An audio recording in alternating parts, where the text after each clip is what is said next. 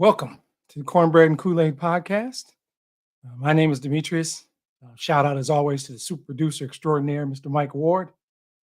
Coming to you week 13, I guess, technically, National Football League season. Our beloved Gridiron Heroes were down in New Orleans to face off against the New Orleans Saints. If you like the podcast, that's awesome. Likes, thumbs, hearts, whatever it is you do, retweets, reposts, we take it all. This podcast is really for fans of the Lions, but I get people from other teams who like to watch, and that's cool. We just try and get on right after the game, talk about how we feel. It's an interesting deal being a Lions fan. So if you are not a Lions fan and you wonder what is the appeal, what's the reason, right? There's two things that made me want to do this podcast. Right, one is the Godfather. I just mentioned him, Mike Ward, the original concept creator of this podcast, the original producer of this podcast. If no Mike, there's no podcast. It's simple. We being Lions fans, and I'm the person who uses the royal we. I will talk about the team as we. I will say us, and people who don't like that can kick rocks wearing flip flops, as far as I'm concerned. um, we as fans, we invest in a team. We invest time, we invest energy, and it impacts us. Right? So then, after the game, immediately after the game, maybe it's 30 minutes for some people, maybe it's 4 hours for others, maybe it drags on into Monday and Tuesday, even for others. But there is a degree of investment you make, especially this season, because every game is this 3 hour grind. And I have people texting me saying, I don't know how you haven't had a heart attack watching this team. And I know what they mean, right? Today is another example of that, by the way. But the investment is there. So the idea was, Mike's point was, you're going to talk about that game. You need a release, right? And you just want to talk about the game. And his opinion was that I view the game differently for a couple of reasons. One is that I'm an optimist. I'm an optimist in life, just by nature. I'm a forward-looking, positive thinking in general. Even in hard times, I'm looking for the silver lining. That's a challenge with this football team. No, I'm not broadcasting for Pepsi. I'm just thirsty, and I'm not going to make it through this podcast without a drink. Um, so the idea was, there's nothing unique or special about me, or even my opinion, maybe. But you are inundated with podcasts. There are 100 Lions podcasts. I don't know.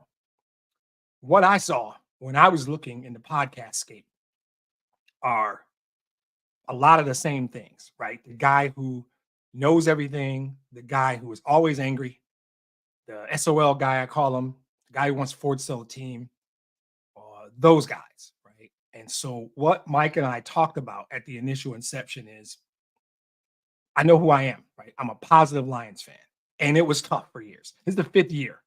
I have some Matt Patricia podcasts back there in the archives. If you want to see what that felt like, go ahead. It's an hour and 20 of your life you will never get back. This is different. This is better. This is as painful as it can feel sometimes when you blow a 21-point lead and it's a 3-point game. It's still different to me, right? And there are guys out there who just assumed they were going to fold and blow this game so that they could call their favorite radio guy tomorrow afternoon and say, see, I hate that guy so much. I don't do hate. I'm sorry. I don't like those people who are like that, because I think that's a statement about who they are as a human being. They're probably miserable people in life. One of them chimed into the podcast a couple weeks ago. I just don't think those people, they don't enjoy life the way I do. And so the idea was, let's do something right after the game, because on the rare occasion, and I've done this on a Monday or Tuesday, it's different. My energy is not the same. My perspective is not the same. And you'll get those. Tuesday, Wednesday, there are people who listen to all the national pundits and read a bunch of stuff, and then they'll drop, and they're good podcasts. I'm not saying they're not good. They are. They're very good. They're probably better than mine. Mine is generally one perspective, but it is generally right after the game, like right now, 40 minutes ago. It is generally emotion filled. I don't have a script. I jot down a couple of stats or some point that I might want to make, and the rest is kind of winging it. because I think that makes it a little different. Doesn't mean it's better. Doesn't mean I'll ever have any more people liking it or watching it. I just think it makes it different, right? And there are a lot of people who think like me because they hit me up on Twitter, and sometimes they're in here.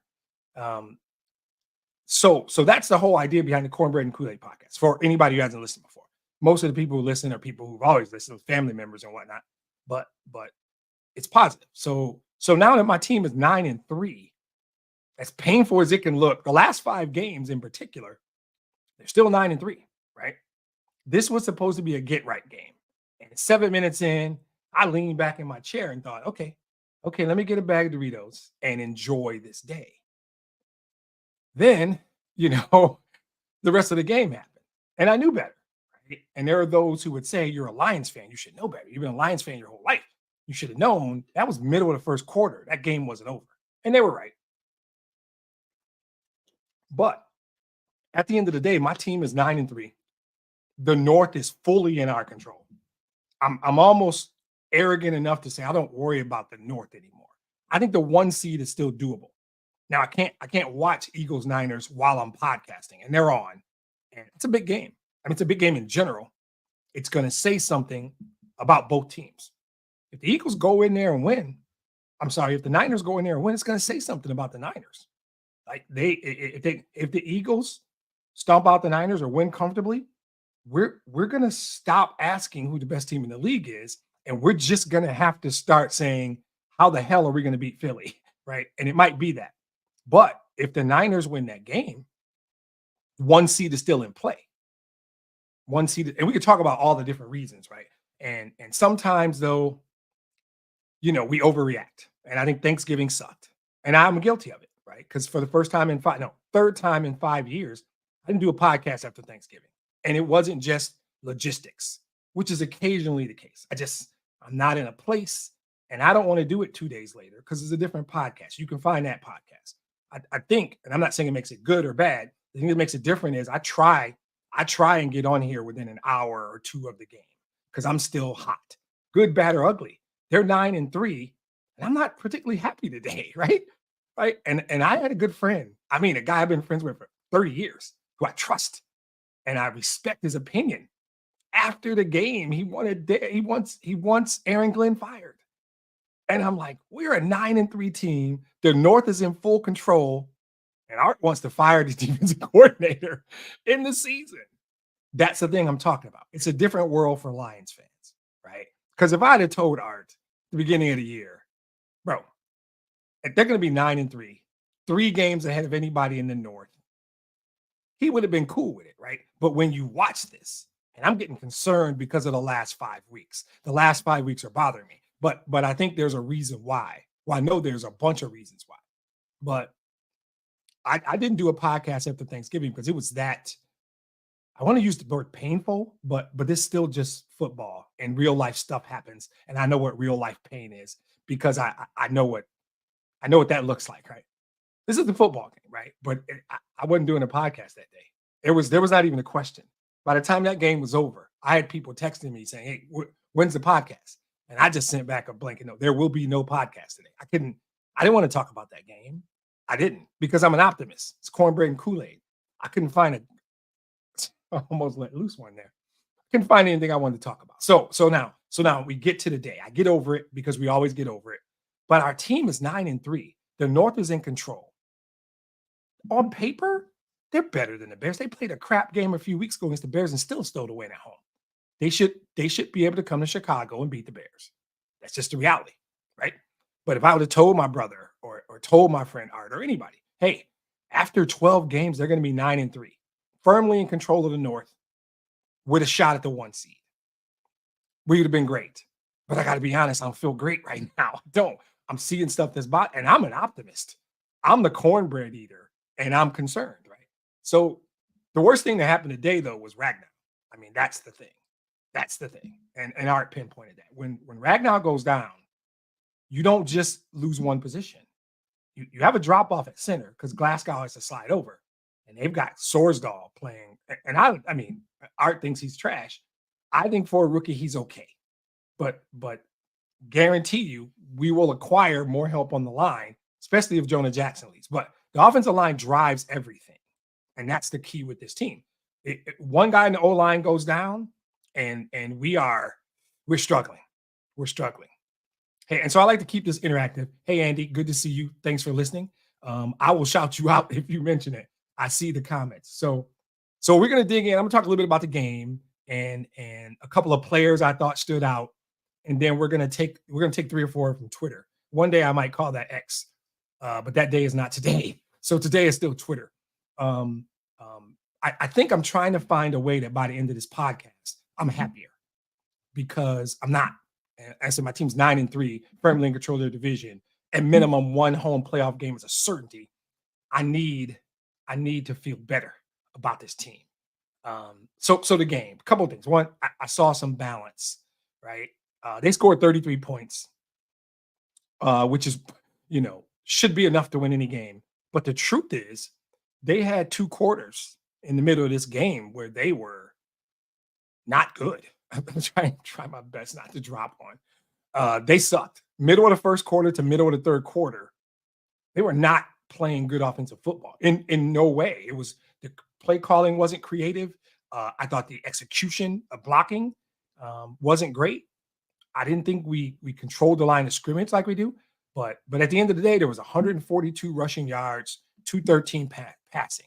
I like that balance. And yeah, this is me trying to find positives. That's what I do. I thought Goff was solid. He didn't do anything spectacularly good or spectacularly bad. That's not true. He made a throw. I think it was St. Brown. It was a rocket, and it was such a well thrown ball. I noticed it because he throws a lot of ducks. I don't think Goff was certainly not bad, but he wasn't great, and he doesn't need to be all the time, right? I think the key today was he didn't throw any interceptions. He didn't fumble the ball. He didn't make any bad mistakes, and that's what you want out of Goff, right? There were times this year where I thought Goff was playing something like spectacular football.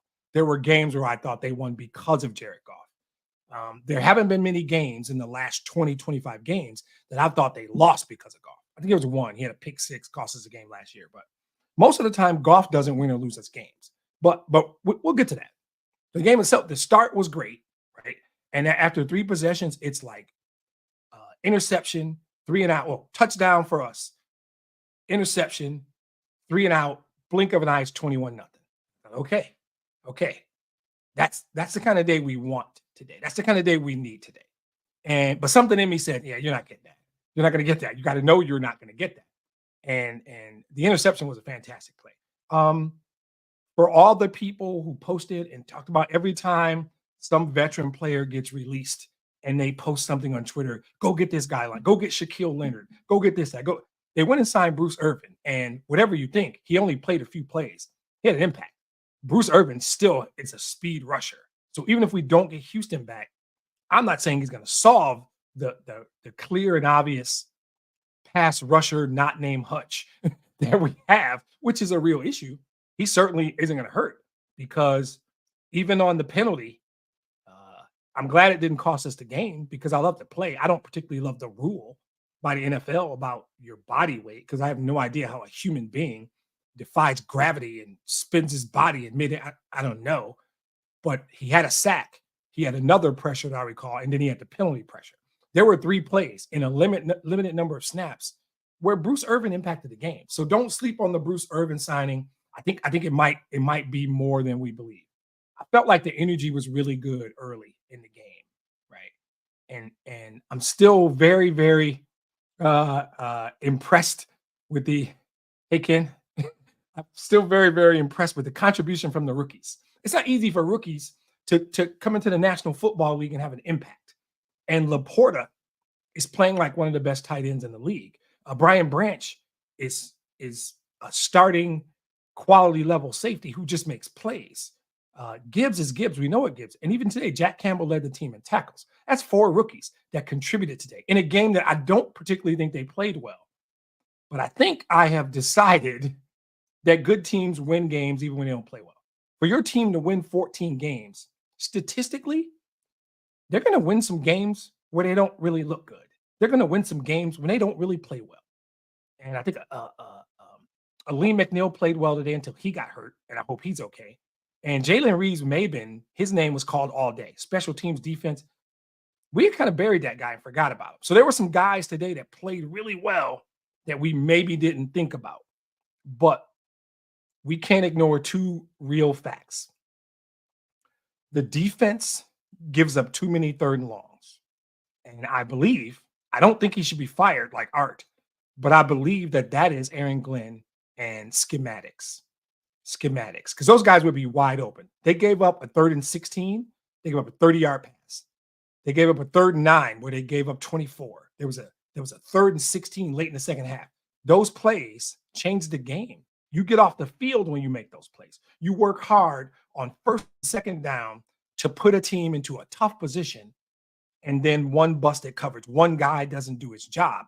And my real life work is in an environment where you need teams of people to come together. And I just spent a couple of days in a team environment.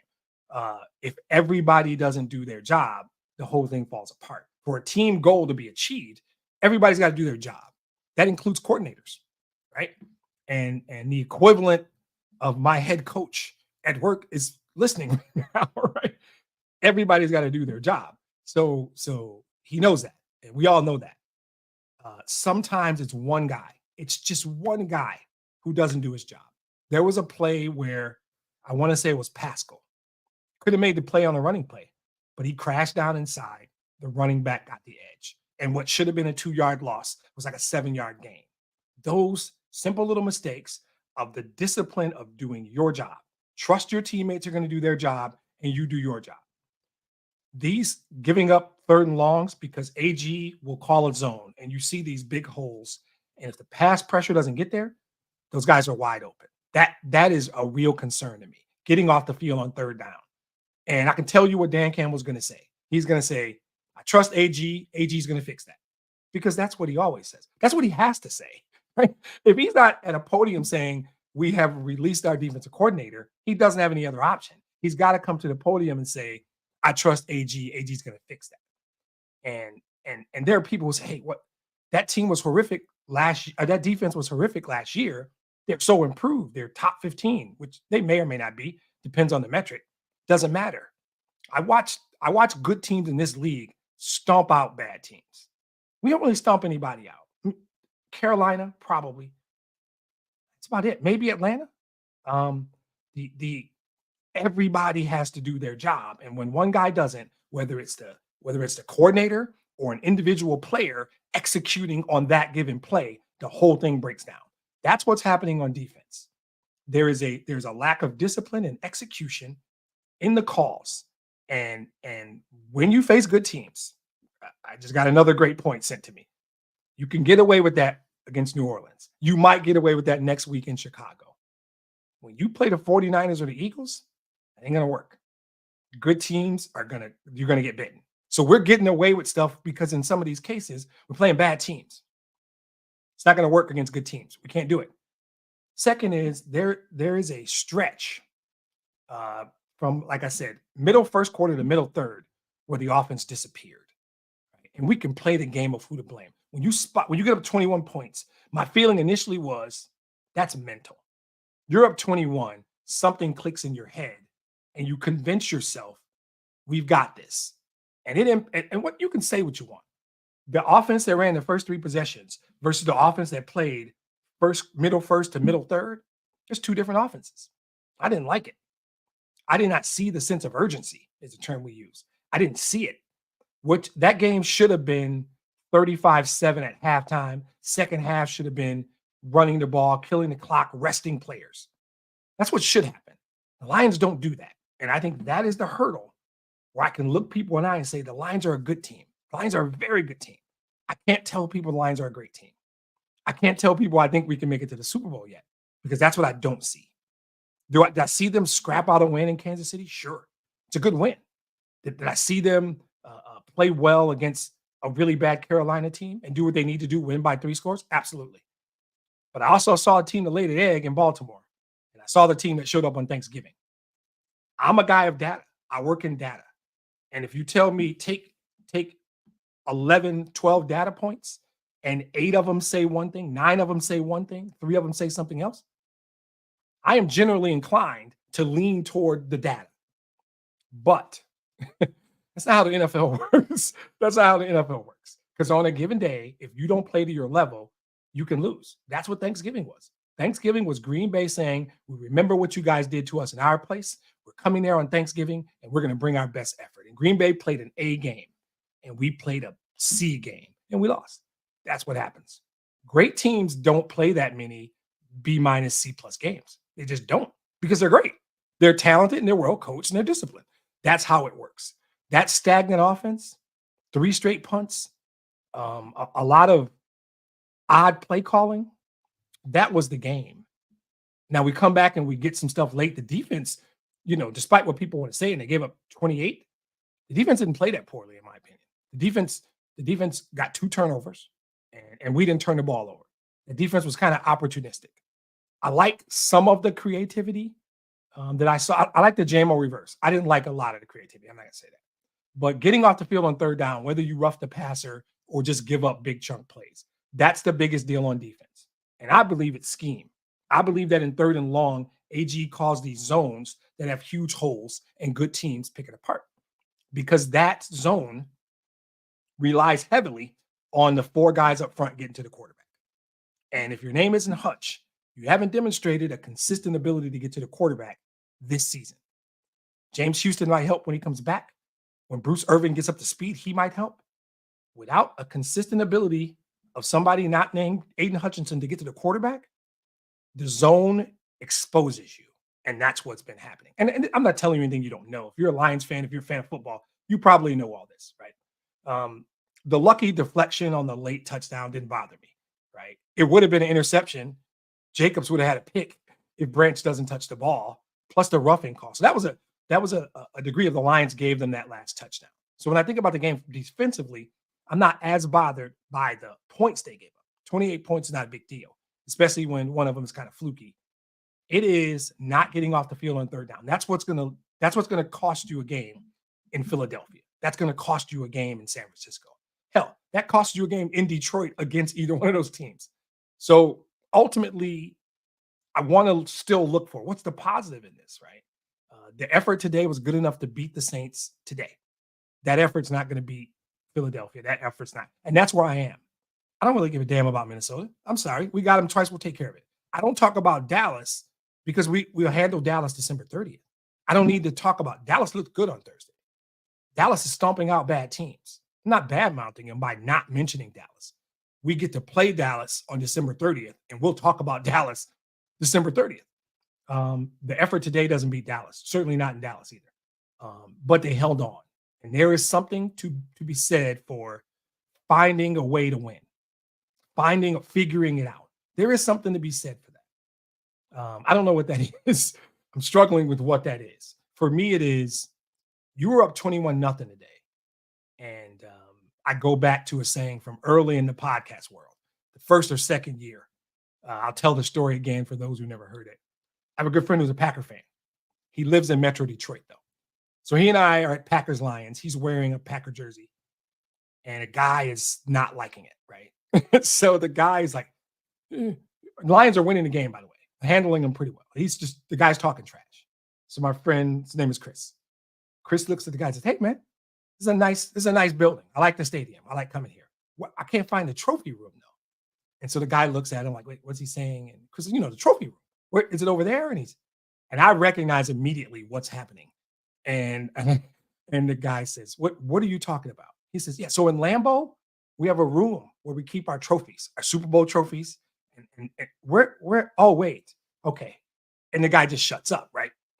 And what that takes is a mentality. And I believe when you have somebody down 21 points, if you're a team that wants to build a trophy room, you stomp them out.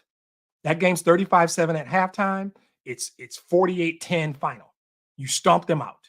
In their building, you don't let them have life. You don't let them get momentum. You stomp them out because you can. And that's why you do it. And I think that the Lions have not demonstrated the ability to do that. And it might be the difference. It might be the difference between what a really good team looks like and what a great team looks like. And I may just need to accept that my team is very good and prepare myself for an eventual loss in the playoffs. But if you would have told me at the beginning of the year, they're going to finish 13-4 and they're going to lose in Philadelphia in the NFC Championship game or lose in San Francisco in the NFC Championship game, I would have shook your hand and said, I'll take it. We'll have a beer. I love that idea. As I'm going through this season, it does not feel that like right now after a win, still struggling. I mean, so I'm going to get to some Twitter questions. We'll do a couple of those and then look forward. But today, even as I talk it through, I am feeling better. We're still 9-3. The North is a virtual certainty, short of some catastrophic injury or something like that. Because I just think on paper they're better than Chicago, they're better than Denver, they're better than Minnesota. And that's 4 to 5 games. December 30th in Dallas, it is what it is. We'll see what it turns out to be. All right, let's hit a couple of those. All right, here's one. Why do you think people jump off the bandwagon so quickly? Some of it is simply recency bias. And there's no nice way to describe the Thanksgiving effort because the final score didn't really matter. It was what it looked like. I feel like turd might be, but I don't really like to go there. That was a really ugly game. There's really no way for any Lions fan to feel good. Like I said, that was the third time in 5 years I didn't do a podcast on principle. Just like I'm not doing it. And I have been in hotels traveling for work. I did one from a hotel room in Canada. I threw my green screen up behind me. I love doing this podcast. And by the time that game was over, there was nothing in me that wanted to get on a microphone and discuss that game. So I'm gonna say recency bias as fans and the national media for sure, the local media, it's recency. It's the last thing you saw. People loved the Lions before the Baltimore game. The dude on ESPN that I don't like called them a fraud the next day. They went out to Baltimore, played horribly, got smoked. He said they're a fraud. And then the Lions run off 4 straight. Right? And okay, they're pretty good again. And then Thanksgiving happens. And people are no, they're not in the league with the Eagles and the 40. So recency bias is a big thing. Other teams kind of get the benefit of the doubt if you have the pedigree. We don't. We don't have the pedigree to deserve. So it doesn't bother me at all. A lot of it's history, right? There are people who they're jaded or scarred, whatever term you want to use. SOL guy is a great example of that. And I get it. I just don't subscribe to that. I say all the time, I'm an optimist in life. I look forward. I'm looking for the good. I'm thinking positive. When something bad happens, I process it, shake it off, and move on. Right? Um, yeah. The answer might be as simple as I was just told. We don't have a trophy room. We don't have the pedigree. If we had Super Bowls and flags hanging in that building, people might give us that benefit of the doubt, but we don't. So they don't. So, that approach is safe. Though. That approach is that person who can say, hey, I know what they've done, and they're safe. Because if it goes poorly, they can say, see, I told you. I knew it. And if it goes well, they just enjoy it and forget about it. Right? It's a safe thing. Somebody told me this podcast is risky to get on here and profess my love and talk about blue cornbread and drinking Kool-Aid. I don't really care though. I know who I am and I'm comfortable with it, right? So there'll be people like a guy a couple of weeks ago who chimed into the podcast and said the Lions hadn't beat anybody and we were crazy. Mostly I let my brother handle him on the comments because I was in the middle of doing a podcast. But none of this is really real life important. There's real life stuff, like I said, and I frequently say like the last year of my life taught me real life stuff happens. I love this football team. I enjoy it, right? But I'm never going to get too upset about a game, right? Those people want to be right. So if they say the Lions are going to be SOL and it happens, they can say they're right and that makes them feel good. I don't subscribe to that theory. I am always wanting this team to win, and I'll keep going through this. I'm 54. I've been doing this since I was 8. I'm fine, right? There's going to be a day, and I'm not the one who says, oh, hope before I die. No. I think we're on the right track. I think this team is going to be good for the next 3 to 5 years because they're managing their cap well and they draft well. I don't think this is a fluke, right? So, but the reason why, to answer your question, and I'll give Ken credit, Ken answered the question, we don't have a trophy room. We don't have a pedigree. We don't have a history that says we're legit. We're not a fluke. The few years in the past where we were good, it was fluky. In 91, when we went to the NFC Championship game, we went like 6-10 the next year. 2015, went to the playoffs. That was a decent team. I think we lost 10 games the next year. We need to establish a pedigree and a history. We need trophies. That's it. We need trophies. So there are people who are waiting for the failure so they can say they were right. There are people like me who are always hoping, always positive, always eating cornbread and drinking Kool-Aid. But so I would go part recency bias, part history and lack of an actual trophy room. All right, next one. Why do you? Oh no, sorry. What do you think has been the real problem? That's an open-ended question. I don't. Uh, they're 9-3, so okay. So I think I get it. So the last 5 games, including today, have been tough. But let's not count today. The previous 4 games, they turned the ball over 11 times. I believe, and someone once asked me, I was in an airport somewhere. What do you think is the most important thing in a football game? Right? And they're oh, you got to run the ball. You got to rush the passer. I have never wavered. It's turnovers. It's turnovers. And none of this is like smart football fans. You guys already know this. It's turnovers, and they didn't turn it over against the Chargers out in LA and won that game. So in 3 games they turned the ball over 11 times. Here's the turnovers in a simple form.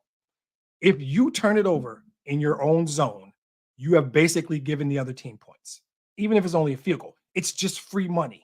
It's too easy in your own end. If you turn it over in their end, you have taken points away from yourself.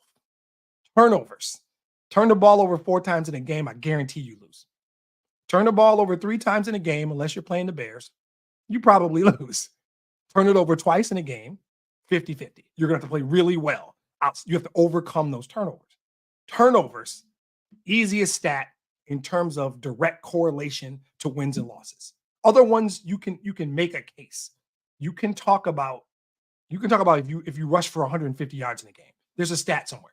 If your team rushes for 150 yards or more, high probability of winning because you're probably controlling the clock, you're probably ahead, and you're not throwing because you're not playing catch up. That's a legitimate. Sacks. You get 5 or more sacks in a game, win probability very high. Good correlations in both. I guarantee you there is no correlation more accurate or predictable than turnovers. Turn the ball over 3 or more times, win probability is tough. It just is. And in the last 4 games coming into the day, Lions turned the ball over 11 times. In 3 of the 4 games, they turned over 11 times. If you turn it over 3 times and the other team plays a decent game, that's Thanksgiving. That's the Packers, Thanksgiving. Packers on paper are not as good a team as the Lions. Packers didn't give away points like the Lions did. And I think you have to keep the ball, protect the ball. And there's all these secondary things, momentum. You mess up, you put yourself in a position where the other team can know what you're doing. Because if you're turning the ball over, now you're down 2 touchdowns, you're predictable. It's easy, right? And that's the correlation to me. So the real problem is they turn the ball over 3 times against Chicago, 3 times against the Packers, or maybe 4 times against the Packers and 3 against the Raiders in those games, because the Raider game should have been easier. LA game was a shootout because the defense played horrible, but they didn't turn it over today. There's a direct correlation to turnover, so that's where I would go. Don't turn the ball over. You got a pretty good chance of winning the game. There were plays today that I think the defense gets a fumble. You're in their red zone. You score a touchdown on both of the turnovers that you got today. So to me, I'll make it easy. I'll say turnovers. When they don't turn the ball over, the Lions are a tough team. I don't mean like hashtag grit, whatever. They're tough. They're balanced on offense. They can do a lot of things on defense. If they're healthy, Gardner Johnson comes back, you get a lot better on the back end. Houston comes back, you get a lot better on the front end. Bruce Irvin is what we saw today. Bruce Irvin, you get a lot better. So don't turn the ball over. On your rest of your schedule, you're the better team. You should win these games outside of December 30th in Dallas, right? Play clean football, you win. When you're the most talented team and you play to your level, you win. When a lesser team beats a better team, the better team did some stuff to help. And that's a much shorter answer. Don't turn the ball over. Okay, last one. Why is it so hard to get JMO involved? Oh, that's a great question. I don't know the answer, right? But But my answer is not going to be popular. And as we know, I don't really give a damn. I don't love Ben Johnson as much as everybody else does. Everybody's so quick to call him a genius and he's going to be a coach in the league. I don't think he called a great game today. And I think there's a number of games where he didn't call really good games, but he throws in one reverse trickery, genius. Look at Ben Johnson. I like Ben Johnson and I think he's good. And similar to the team, I made some statements earlier about I feel comfortable telling people I think the Lions are a good team, a really good team. I don't use the word great when it comes to my team. I'm not there yet. I see too much. I have too much data. I'm aware of what greatness looks like, and it should not feel like it's felt the last 5 weeks. And I say that knowing they're 4-1 in those 5 games, right? And if your team's going to win 13 or 14 games, some of them are going to be ugly. I get all that, right? But this love for Ben Johnson, he's automatically going to be a head coach. And look at all the stuff he does. Partially is people who don't want to give Jared Goff credit for being really good. Jared Goff saved the game today. That last drive, Jared Goff made 3, maybe 4 plays between moving with his legs, making throws. Jared Goff saved Ben Johnson today. Nobody's going to say that. Nobody's going to give Jared Goff credit because I'm the only guy in Detroit that loves Jared Goff. That's not true. That's not true. A lot of people like Jared Goff.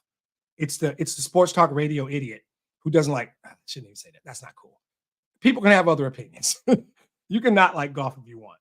This love for Ben Johnson doesn't reside in me. And I can name examples. There was a 3rd and 5 late in the third quarter in the red zone. He ran the ball, right? And that's worked a few times.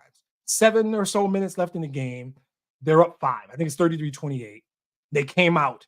And the objective there, because there's 7 minutes left, part of your objective should be eating clock. I'm not saying play conservative and don't try and win. He came out and threw on the first 2 plays, right? At the time, felt like you want to run the ball, set up a shorter down and distance for 2nd and 3rd, and run some clock. And I'm not a coordinator. I couldn't do Ben Johnson's job on my best day. All I'm saying is this crazy love for Ben Johnson. He's perfect. He's not. And sometimes we immediately go to players who don't execute. If Jared Goff throws a pick, they'll talk about it for an hour on the radio.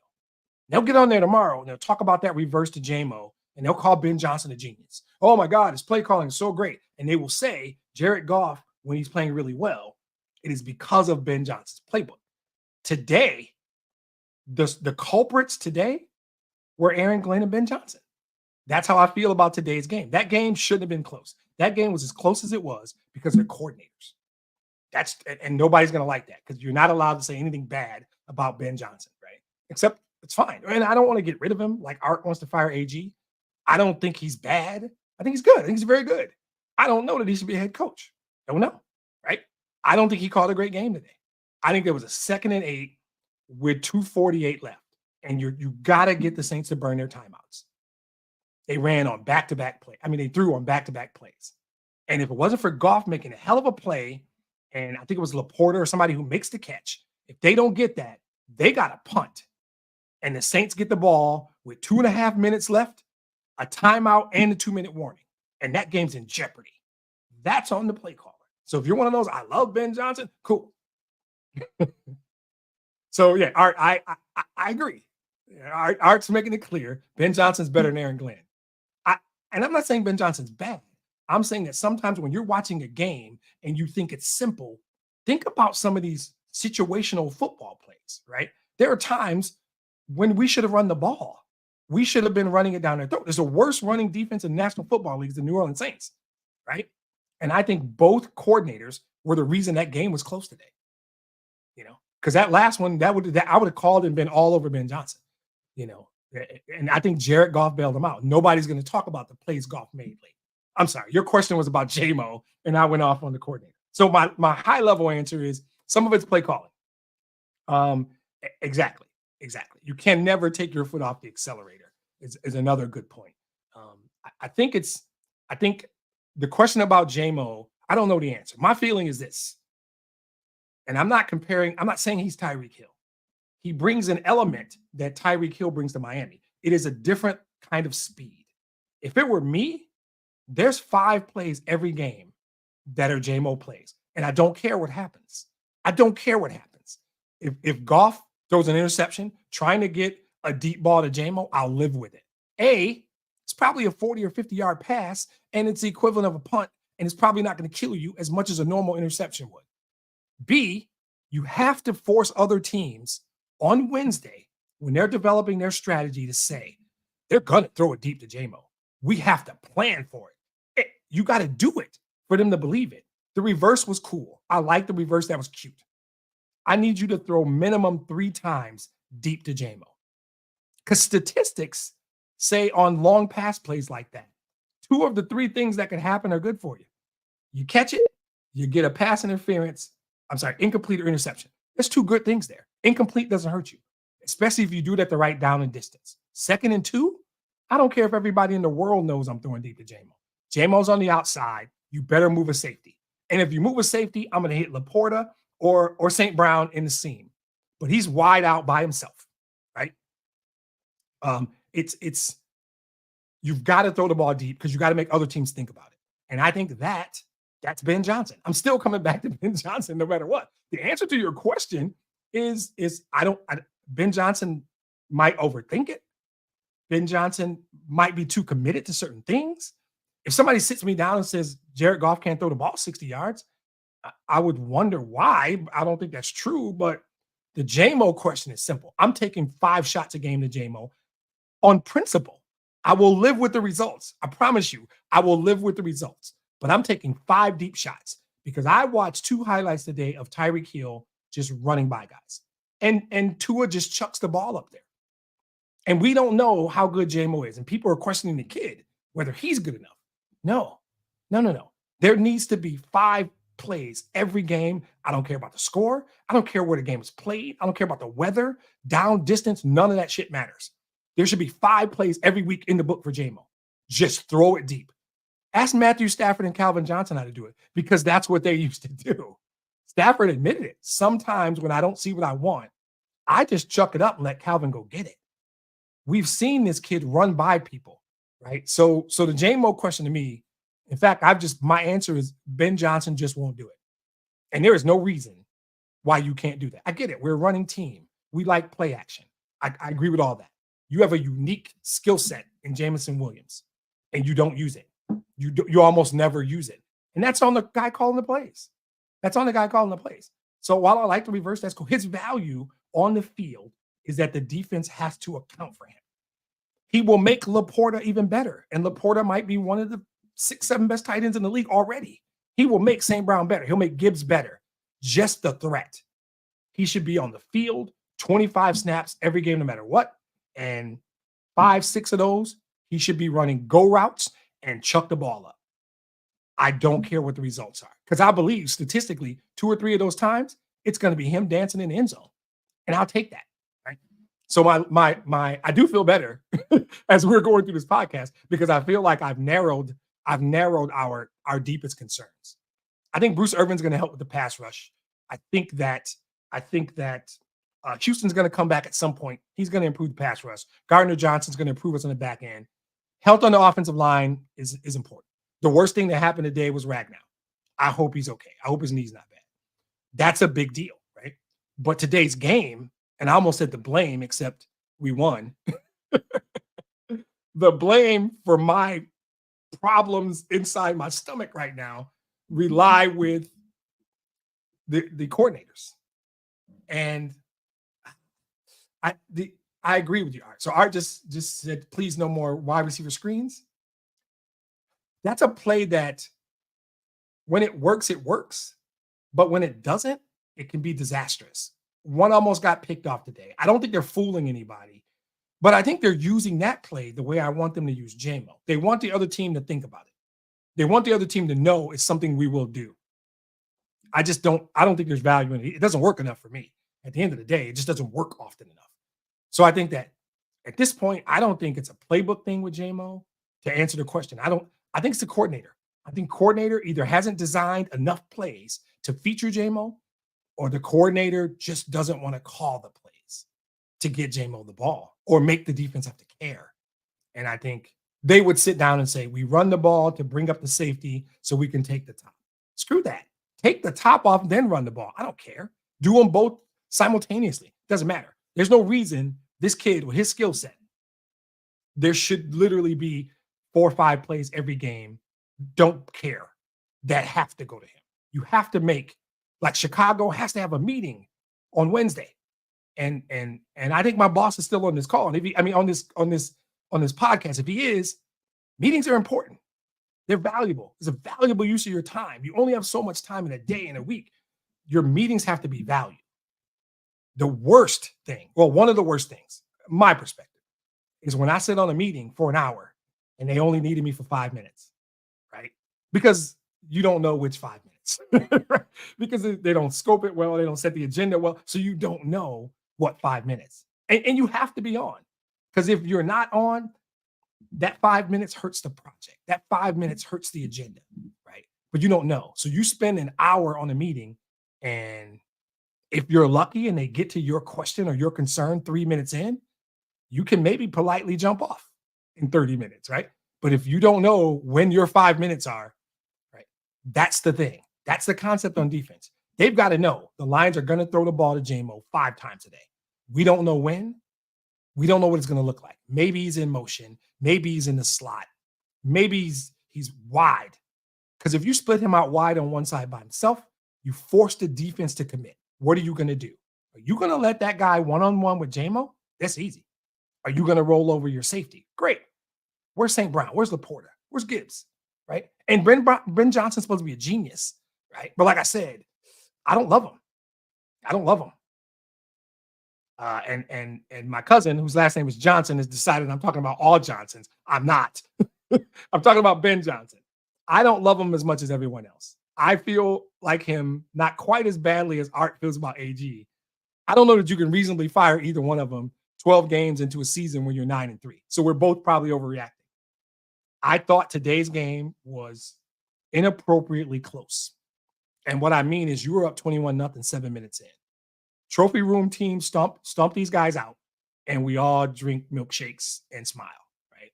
That's what today should have been. Art and I should have been texting about Chicago. I should have been texting my cousin Chuck about Dallas. Instead, we had to sit there and watch that game get to a 3-point game. That game should have never been a 3-point game, right? So there's stuff to do. It's not always just the players, because I pinpointed guys that played. All 4 rookies played well. St. Brown only had 5 or 6 targets, but he caught 2 passes. Laporta caught every ball thrown his way. Jared Goff played a solid game. Solid game. So Art says it can't get worse than it is now. I don't know that I agree with that. Well, no, we're going to jump in. I'm going longer than I normally go because Art's got me thinking about this fired defensive coordinator stuff. My thing is, when you're firing someone, and this is in business or in football, in anywhere, you have to have a meeting first and say, what do we do after that? Now, if Art, if you can tell me you have somebody else in the building that can be the defensive coordinator and you're 100% sure they'll be better, I'll sign off. But when you're making decisions like that, strategy decisions, leadership decisions in the organization, you have to first have a plan. And whether it's an old school succession planning with 3 deep and the next guy's ready, you can pull that trigger. You can say, okay, cool. The guy behind him will do a better job. And in my organization, those challenges are there every day, right? In real work, you might be mad and say, look, my boss sucks. I can't stand it. I would ask you the question, you going to do his job? No. Who's going to do his job? And Art's answer appears to be anybody's better than AG. I don't know if that's the case. I think from a continuity standpoint, you can't do that now. And you're 9-3. How do you justify it? I don't know where the defense ranks. Maybe they're top 15, maybe not, depending on the metric. Right? Dan Campbell takes over as the defensive coordinator, I think is Art's suggestion. Maybe. I don't know. He did it a couple years ago with Anthony Lynn. Fired the OC like 8 games in, and he took over play calling, right? So they found a genius Ben Johnson. I'm sorry, I can't do that. All right. So the short answer, very long answer to your JMO question for me is Ben Johnson. And much like Art, I agree with Art. The defensive problems are AG. They're schematic. They're playing zone. The reason they can't get off the field on 3rd down is schematics. They play that zone. They're not getting enough pressure up front, and there's massive holes in the zone. So today, for me, the blame, although we won, the blame, and that's where we are as Lion fans now. We get on the microphone and spend an hour bitching about a win. I love it. I love being in this place where I feel better than I did an hour ago, though. I got to be honest. But the reason the game was closer than it should have been, the reason, and my concern is today's effort doesn't beat Philly. Today's effort doesn't beat San Francisco. Today's effort doesn't beat Dallas December 30th. There's work to do. There's stuff to clean up. We could be better. Certainly, the defensive coordinator could be better. Certainly, yeah. Oh, that's a great point. So, as a point, teams that don't have trophy rooms are the teams that fire their coordinators in the middle of the season. The teams with trophy rooms, they win even with their bad coordinators. So, I think Ken's saying we're a good team, though. you know, and I'm not watching. From Art's comment, it sounds like Philly might not be playing well. It's all still there, though. All this being said, the 1 seed is still in our grasp. Everybody might have to come to Detroit to get to the Super Bowl. Everything we wanted at the beginning, if I go back to my preseason podcast, everything I wanted and talked about is still in front of us. It's still in front of us. So I feel better. I think that Dan Campbell will challenge the coordinators to be better. And that's, like I said, there's a leadership person from my real life work on listening and watching now. And the suggestion is right. You push your leaders to be better. It's not easy to replace a coordinator in the middle of the season. And the teams that usually do it are teams that are 3-9, not teams that are 9-3. So while I don't love Ben Johnson, I like him and I think he does well. We have a highly rated offense. I just think much more of that should go to St. Brown, Gibbs, the offensive line in particular, and as much as people don't want to say it, Jared Goff. They execute. But all you're going to hear tomorrow on the radio is how much of a genius Ben Johnson is because of the reverse. Okay, I'm done with Ben Johnson. Let's look ahead a little bit and then wrap this up. So I think I'm going to change my perspective. We got to go 1 week at a time now. Now we're at a point. There's only 5 games left. I'm not doing look aheads anymore.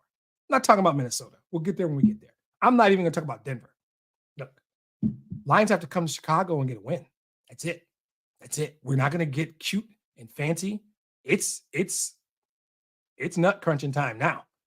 These wins are massive. Now, early wins were important too. We learned the last 2 years when they started slow how important they were playing catch up. It's the exact opposite now. I'm not worried about Minnesota.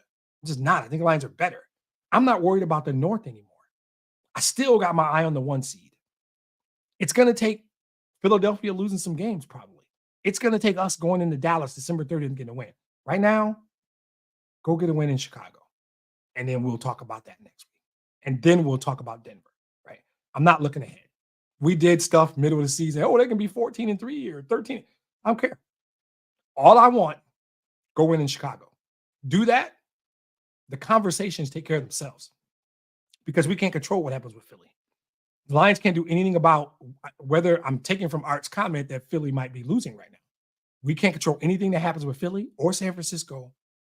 I think Philly and Dallas have another game. So somebody's getting a loss there. But I can't think about that stuff anymore. I'm concerned about the Lions. And my statement from a month ago stands. Every single week, the Lions are playing the same team. Doesn't matter who the opponent is. They're playing the Detroit Lions every week. Play your best. You can play with anybody. Play on Thanksgiving. Play like you played on Thanksgiving. Play like you played today. The last podcast of the season won't be a good one. So if anybody gave a damn or anybody in Allen Park saw this and wants to know, just play better. Just play better. Today, I would say coach better because I don't think they played horribly today. I just don't. Goff didn't turn the ball over. No picks. Really no bad throws. And I would say Goff might have saved the day. Go back and watch the last quarter of that football game. Goff might be the reason you were able to hang on and win. So just coach better. Today, it's coach better. I thought coaching got a bad grade today, and they still won the game. So I do feel better. But we're doing 1 week look ahead. That's it. Nothing else matters. Go win in Chicago. Keep your eye on the 1 seed. Go win in Chicago. Dallas looked good on Thursday. So what? Go win in Chicago. Focus is the same. Go win in Chicago. Let everything else handle itself. And like Ken said, if you're a really good team, you can win despite bad coaching on occasion. So nothing else is easy. I don't believe in the cupcake theory. Whether the game is home or road, whether it's outside in the weather like it'll be next week, and I think the rest of the games are in buildings. You're fine. Weather isn't a problem. Get healthy. Hopefully Ragnow's fine. Hopefully Aleem McNeil's fine. Get back Gardner Johnson. Get back James Houston. Get Bruce Irvin up to speed, and take care of your own business. And that's really all you can do. Like, it's my life motto.